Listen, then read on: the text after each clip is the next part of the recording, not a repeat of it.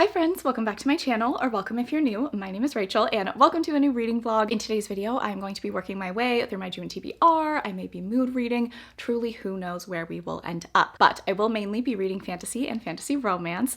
I'm really excited because this is the first time I am filming in front of my newly reorganized bookshelves. If you missed that video, I did post that last week, I think, if you're watching this on the day that this video comes out. Last week I posted a bookshelf reorganization if you want to go see my process of how I reorganized my shelves. It was really fun and it's such a nice refresh and I absolutely love how they turned out. Really exciting to be sitting in front of this new-ish background. But let's get down to business. I have already started my first book for this reading vlog and I need to scream about it. The first book that I will be reading in today's video is Blood Over Brighthaven by M.L. Wong. So I have read one other book by M.L. Wong. It's called The Sword of Kaigan. Amazing book. So incredible. It's a standalone fantasy. It literally ripped me apart, put me back together again. It is so wonderful. So going into Blood Over Brighthaven, I definitely had very high hopes. I also thought that this would probably be very similar to The Sword of Kaigan, and in that, I was absolutely wrong. This is so different from The Sword of Kaigan. They honestly feel like they were written by two different authors, and that just shows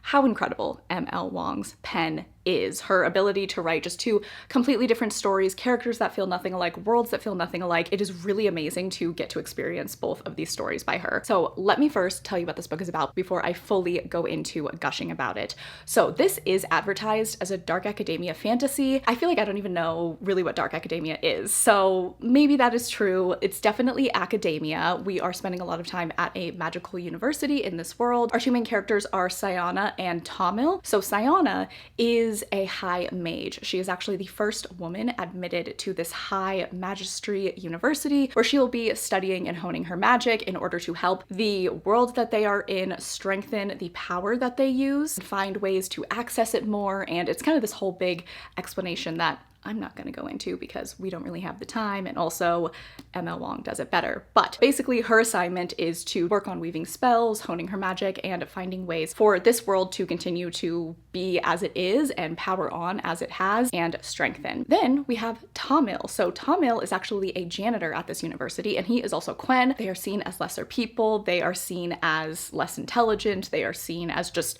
completely beneath the people that Sayana and the other high mages and the people of their class. So Sayana and Tamil's paths cross because Sayana shows up to her first day of being at the university and most of the men are very misogynistic and don't believe that Sayana should be there, and every single high mage who gets accepted into this program works with a lab assistant, and all of the men think that it would just be so hilarious to assign this janitor to be Sayana's assistant. And Sayana at first has no idea what to think. She's obviously very offended by these other high mages kind of making fun of her. They're saying that no man is going to want to actually be your assistant, so you can just have the janitor as your lab assistant. However, as Sayana and Tamil get to know each other, they have a lot in common. They actually have like a little bit of a budding romance, which I was not expecting, but there's definitely some subtle hints that they have like some attraction to one another, and there's just this very slight subtle tension between them, which I have found really enjoyable. Tamil is also very smart and comes with a lot of life experience, and he is kind of the catalyst for Sayana to start questioning what it is that she's actually doing and what it is that she actually has believed her whole life, and what this world and this government and this religion, heavy on the religion. There's a lot of talk about religious oppression in this book, and Tamil is really the one who is kind of making her question, like, what am I doing this for? Why am I doing this? Who is right? Who is wrong? And what's actually going on beneath the surface? So I am currently, let's see, I'm on page 195. I feel like I'm almost halfway done. I think this book is about 400 pages, so getting close to that 50% mark. This is so good. This is literally incredible already. From the first chapter, literally from the first chapter, I was like, oh, yep, okay, we're doing this. Yeah, absolutely. This book is going to destroy me. This book is going to become very important to me. I fell right into the story. I fell right into these characters. In this first chapter, oh, just prepare yourselves. Things get pretty wild, and I immediately felt so much for these characters that I had just met. And I feel like that is one of the things that M.L. Wong is so good at, because she did the same thing with The Sword of Kaigan. I was so immediately drawn to these characters. They felt so real, and that has happened here again in Blood Over Brighthaven. I just love her characterization. I also love the way that Sayana and Tamil are. Sayana is kind of this like high-strung but very high-achieving person, and she is funny and witty. She's also very nervous at the same time. She contains multitudes, just girly things. And then we have Tamil, who is kind of like this quiet, stoic person who starts off kind of just doing what he has to do to survive, being a Quen in this world where Quen are not respected. But as he forms this bond with Sayana, he really opens up more, and he has a wealth of knowledge. And he is also very, very good at pushing Sayana out of her comfort zone. And the conversations that they have are so interesting. There's also been these like very fun and sweet moments between them, all taking place in this like academic, magical university setting. So it's just so cool. I also really love the discussions on religion. There have been so many amazing quotes in this book. I think that her writing is just impeccable, and I'm obsessed. I absolutely love this book so far. I think it is so good. I knew it was going to be so good. It's kind of why I put it off for a while, but I'm here. We are reading this now, and I really think that this is going to be like a new favorite for me. So those are my first thoughts on Blood Over Brighthaven. I'm gonna keep reading, and I'll talk to you guys once I have more to say.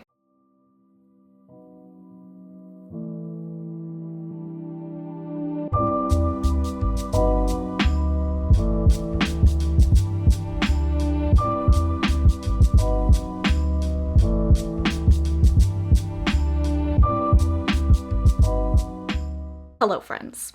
Blood Over Brighthaven. I think I have like less than 100 pages left. I am so nervous. I am so nervous about what is awaiting me in the last 100 pages of this book. The way that I have such bad anxiety from words on paper. Honestly, it's insane. We have definitely been building to something, and I'm just so nervous for how it is all going to pan out. But let me talk about the journey that I have gone on from the last time I checked in with you to where we are at now. This book is so good. This book is so good. Do I need to say anything else? This is just absolutely excellent, and it has only gotten better and better with every single page that I have read. I truly think that this is just like a perfect book, and it's so crazy because this book is like 400 pages, and so much is packed into those 400 pages, but I don't feel like we're rushing. I don't feel like I am wanting more detail. Like, we have tons of detail. I don't feel like this book needs to be stretched out anymore. I seriously think M.L. Wong just composed this story so wonderfully, and we have a little bit of romantic tension. We have this crazy religious dissection. We have really insane revelations about the world as our character knows it, and then her having to challenge her own beliefs and the society that she was raised in. And then we get another point of view of how one thing might look really great, but to another person it's horrific, and how certain people are impacted by the systems that are put in place in different ways, and recognizing that. And just, there is so much here, and the message is so strong. Oh my god, it's just been so wonderful. I have loved the story. I have loved the discussions. The quotes have been beautiful in this book. They continue to be so beautiful. And I love our main character, Sayana. She has this grit about her that I really like. And god, there was this whole like sequence with her where I didn't know what was gonna happen. I love the way that the story has been told, and I think that this is such a unique book. I don't think I have read anything like this, and I am just like, Emma Wong coming up with this, like, her brain is amazing. Oh my gosh, this and The Sword of Kaigen, like, that is just absolutely beautiful work. And Emma Wong is like an auto-buy author for me. I don't believe she has any other books besides The Sword of Kaigen and Blood Over Brighthaven, but I will be seated for any of her releases because truly her writing impacts me in such a strong way. I love the way that she weaves emotion into her characters. There was a scene that I read pretty recently where there was a character who was very angry, and that conversation was just so like visceral, and I really felt it. I kind of felt like I was being yelled at. Like, it was just so specific and just like, oh my god. And it was like another perspective that we hadn't gotten. Just all of these different viewpoints, I think, make such a wild story. And oh my god, I just can't say enough good things about it. It is so good. I haven't finished it yet, but I don't care. 10 out of 10 recommend picking up Blood Over Brighthaven. It's going to be unlike anything that you have ever read, and it flows so well. The audiobook is wonderful, by the way. Absolutely recommend that. And I just think that like everyone should read this book. I think that there is a lot of relevant commentary in this book as well. I mean, I think the commentary is really evergreen, but specifically now, it's just really hitting me and making me emotional. I just think it's a really powerful book, and at the same time it's so digestible and it doesn't feel super dense. It's just like, I don't know how she does it. It's literally so wonderful. Like I'm so happy I'm reading this. I feel so lucky to read it, honestly. It's just that good. So I'm really happy with this. However, I think we're going into something that I'm very scared about, and yeah, I don't know how this is going to end. I really just feel like super tense, walking on eggshells as I go into these last 100 pages, but it must be done. We must finish this book. I definitely want to finish this today. Then I'm going to go into the Goddess of, which I think is going to be like a total shift, but maybe it'll be a necessary shift just to like put my brain into another place after reading something like this. But it's just so good. I love it so much. And yeah, I will see you guys on the other side of Blood Over Brighthaven.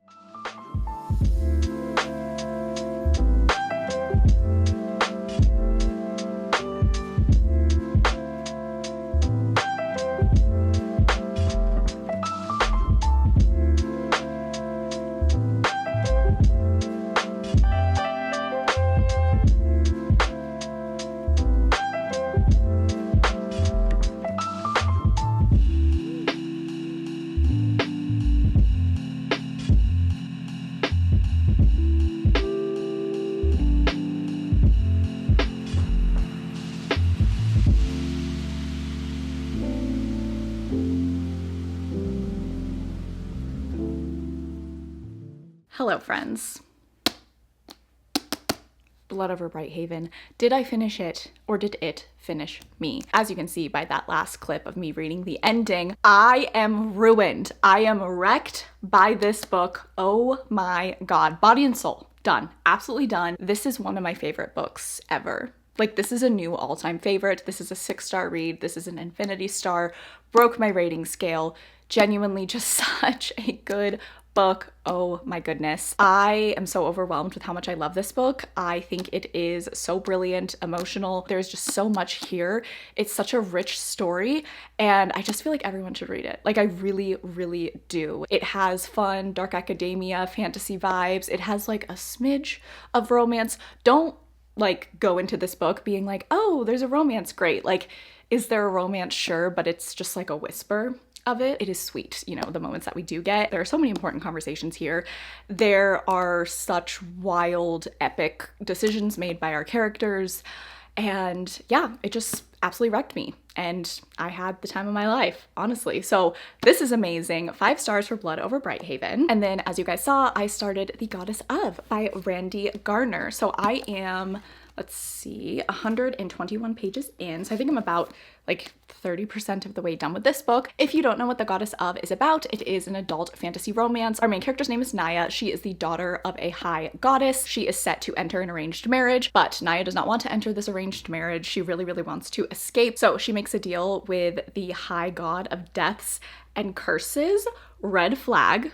That name is a major red flag, but you know, girls gotta do what a girl's gotta do. So Naya strikes a deal with him that he will let her leave because she's locked in the kingdom that she's in. He will let her leave, but in exchange, she has to accept whatever his curse is. After she strikes this deal, she is able to escape to the mortal world, and this is where she runs into Ronan. Ronan is just a regular guy, and he sees Naya kind of in distress and is like, hey, let me help you. He finds her to be very mysterious, not really sure what's going on there, but he takes her back to his place and he says, hey, you can stay with us for a little bit. And Naya kind of adjusts to life in the mortal world, all the while kind of being nervous about someone finding her. She does suspect that her mother or people who work for her mother, who is a high goddess, are going to be chasing after her and searching for her. So I was really excited to start this book. I feel like I added this on Goodreads like over a year ago just because the cover is just so beautiful. And yeah, I was really hopeful going into it, but I have to be honest. I must speak my truth. I am finding this very boring so far, and I'm not happy with the way that like the fantasy elements are being written, and just kind of like the composition of this story is just not working for me. My biggest complaint is when our main character Naya goes up into the mortal world, I feel like I stepped into a contemporary romance book. It literally just feels like a contemporary romance. Two characters hanging out, getting to know each other, flirting very early on in their relationship. I'm not gonna call it insta-love, but like the flirting was very heavy early on. And I just think with Naya being a goddess, there should still be fantastical elements woven in. Like, I get it, they're in the mortal world. I understand that this isn't a fantastical world that she's in anymore, but at the same time, you could argue that it is like a fantastical world because access to the fantasy world that she came from is like very close to the mortal world. But anyway, my issue is I feel like the moments when we are in the mortal world and then when we talk about things in the fantasy world, these concepts just feel so separate. And I feel like it's almost jarring. Literally, there will be chapters where I'm just like, I just feel like I'm reading a contemporary romance, and then we'll go back into the fantasy. It's very disjointed. That's the word that I've been looking for. I was like racking my brain. It feels very disjointed. And this is a fantasy romance, and you can do the mortal world thing. There are plenty of urban fantasies that feature mortal worlds, but they still have that like fantasy element. And there have been hints that there is going to be some type of magical something in this mortal world, so maybe I just need to read further. But I'm not loving the way that Naya's story starting out in the mortal world is going. I'm finding it very boring, and they're just kind of like hanging out, getting to know each other. I don't care about these scenes of her in the mortal world, and I just wanted, and it was pretty disappointing and jarring because the first like chapter or two we are in the fantasy world, and it was beautifully written. It was so cool, and like I could picture it. The imagery is really nice. I was just really excited to see how the story was going to progress, but I think that things just feel really disjointed right now. So that's sort of where I'm at with the Goddess of. First impressions are just like, it's like kind of just mid right now. I do have so much story to go. I'm hoping that things kind of just ramp up and get a little bit more interesting. I'm just not really loving the storytelling so far, but definitely gonna be open-minded as we move forward. There's definitely hints that the fantasy and mortal world are going to clash, like something is going to happen where our character will be in that contemporary setting and then maybe be exposed to some fantastical elements. So I'm waiting patiently. I hope I'll like this more the farther that it goes on, but I just want to be honest with you guys that starting out, I'm not really feeling this, which is such a shame because this is crazy. This is such a good cover. Yeah, I don't know. Can you tell? I got my nails done last night after I finished Blood Over Brighthaven. I went and got my nails done and was like sitting in the salon just like thinking about that book. But anytime I get my nails done, especially when I haven't had them on in forever, I'm like so clickety clacky all over everything. So I'm sorry if my nails are like distracting or annoying, but I won't be stopping because it's really fun to like tap on stuff. Anyway, I'm gonna go. I'm gonna keep reading The Goddess of. Fingers crossed I have better news next time we check in. Talk to you guys soon.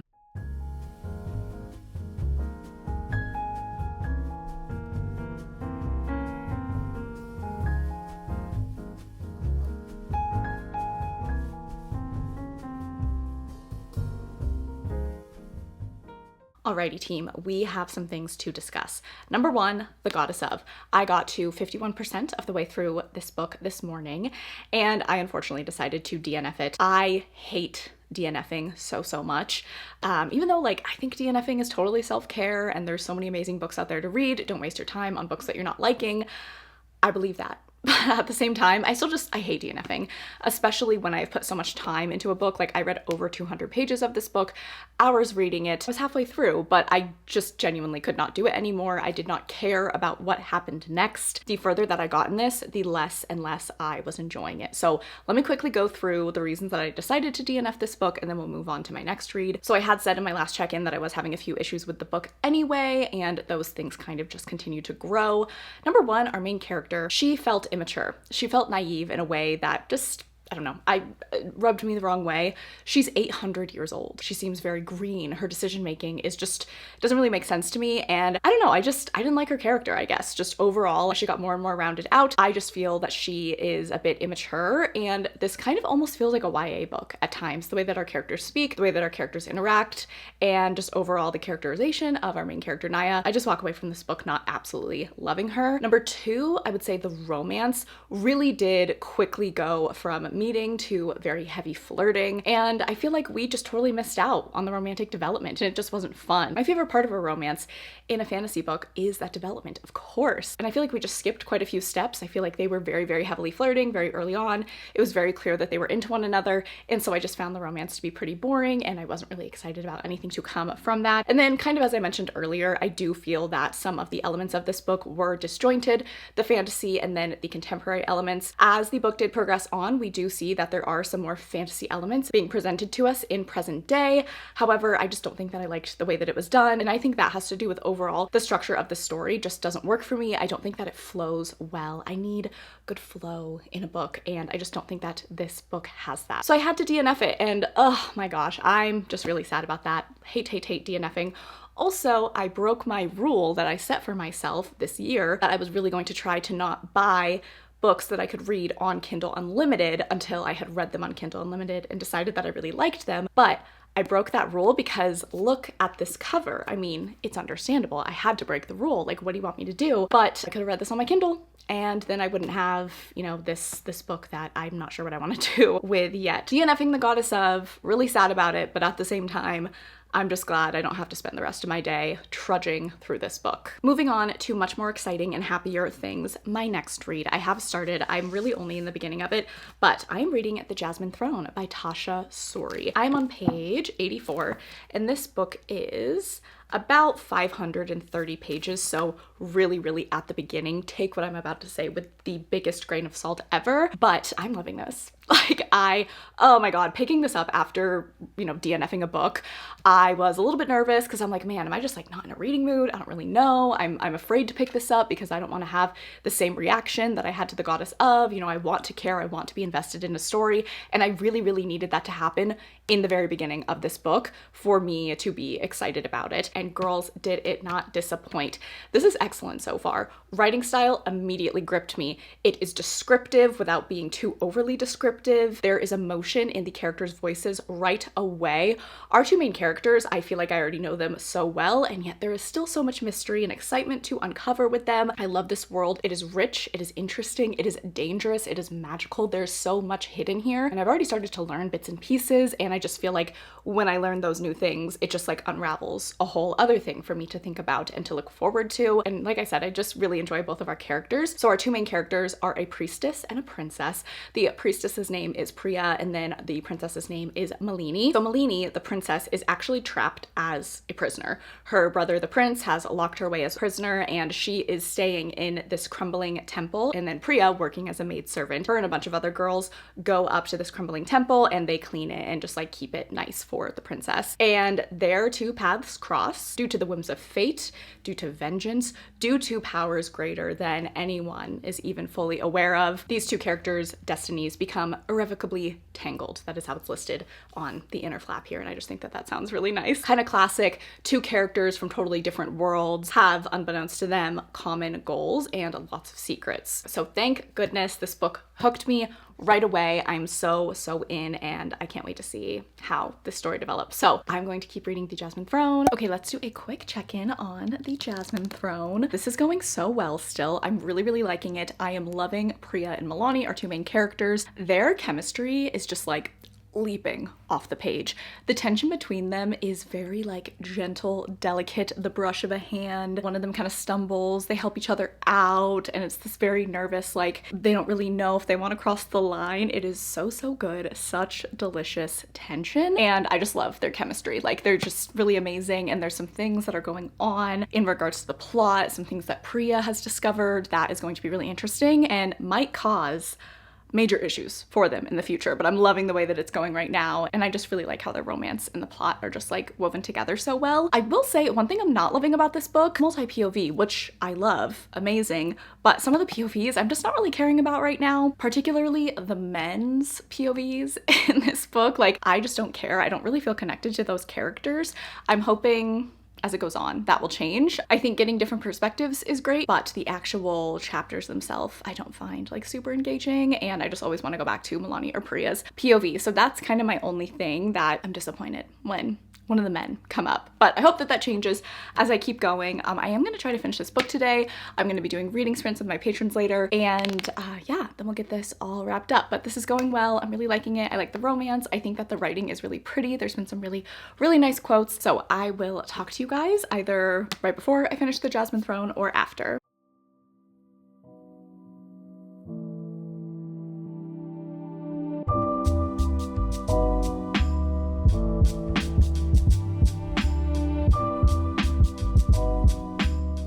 Hi friends, so last night I finished The Jasmine Throne and then I watched Love Island episode 14 and couldn't pick up the camera, needed to decompress after. So I am here to give you my final thoughts on The Jasmine Throne and then wrap up this vlog. I think I'm gonna go with a 3.5 star rating. This book started out as a 4-star for me. I really, really like our two main characters. I thought that the romance was well done. I think the magic system is so cool. And the way that this book ends, it just leads to so much more adventure. I feel like our characters are going to be setting off on such an exciting journey in the next few books, and I definitely want to continue on with the series. But I was not super crazy about some of the POVs in this book. As I said, I didn't care about some characters as much as I cared about others, and it made those parts of the book just really, really drag for me. I also think that there were times, definitely in the middle of the book, where we were explaining a lot of things and kind of going back in the history, where it was just taking too long. I felt like these conversations were just happening for way too long. So I think there is a bit of a pacing issue here, but I did enjoy myself. I liked it. I'm intrigued to continue on. I do like our characters, and I definitely want to read more from this author. I know that she has a new release coming out in September. It's like a sapphic medieval knight adult fantasy, and I think it sounds really, really cool. So those are my overall thoughts on The Jasmine Throne. I'm glad I liked it. I'm not super, super obsessed, but I'm intrigued. All right, so that is going to be it for this week's reading vlog. If you made it to this point in the video and you wanted to let me know, go ahead and leave a red emoji for Blood over Bright Haven, because she was the star. She was the star of this vlog and the star of my life. I am so happy that I read that book. Please make sure that you're following me on all of my social media. I have my TikTok, my Instagram, and my Goodreads linked down below. I also have a Patreon. That is where I host my fantasy romance forest book club. I also host reading sprints over there. We do bonus videos. We just decided that we are going to be doing a Gods and Monsters series read along over the summer. That is the series by Amber V. Nicole. So if you want to join us in that read along, we're going to be doing live shows and talking about the book, and it's going to be super, super fun. I really appreciate that you watched this video. I hope that you're having a fantastic day. I love you all so, so much, and I will catch you guys in the next one.